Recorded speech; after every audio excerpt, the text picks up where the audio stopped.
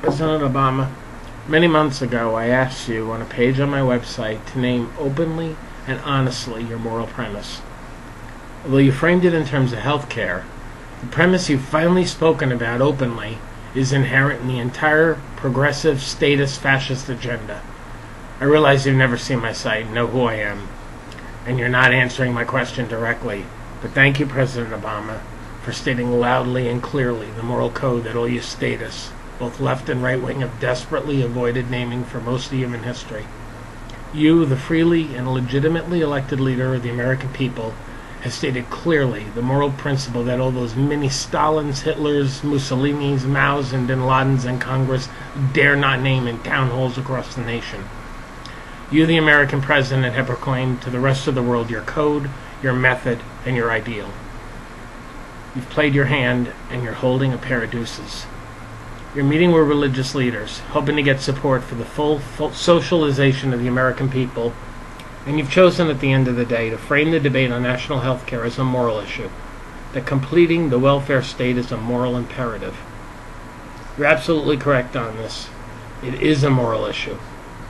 You insisted that religious leaders help you complete the immoral, fraudulent, and unconstitutional welfare state on the grounds that those opposing you on your currently non-existent health care plan are bearing false witness in their concerns about rationing, taxpayer-funded abortion, deficits, taxes, and the myriad other concerns in this power grab posing as reform. Mr. President, as you know, it is you who are lying. AARP has confirmed this. Your own speeches have confirmed this. Your surrogates have confirmed this. And the very legislation you support confirms this. I suspect you follow the old political adage, paraphrase, lie early, lie often. To sum up the principles you've outlined, you've claimed as all throughout history who wish to establish the principles of statism say that we are our brother's keeper. President Obama, one simple question. Why? Why must Sarah in Michigan pay for my health care? Why must Jordan in Los Angeles pay for Alan in Minneapolis' food? Why must Christians pay for art they find blasphemous? Why must America give amnesty to those who are here illegally? Why must Barack Obama insist we ignore common sense and the evidence of our senses? Why? By what twisted morality are we responsible for anyone else but ourselves and those who we choose to help? We're our brother's keeper?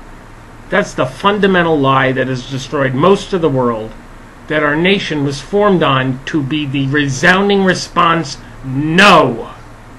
President Obama, Ms. Pelosi, Mr. Specter, Mr. Reid, Mr. Frank, you keep demanding sacrifice with every growing crisis.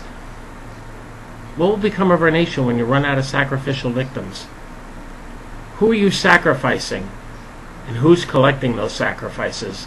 And to what end or purpose?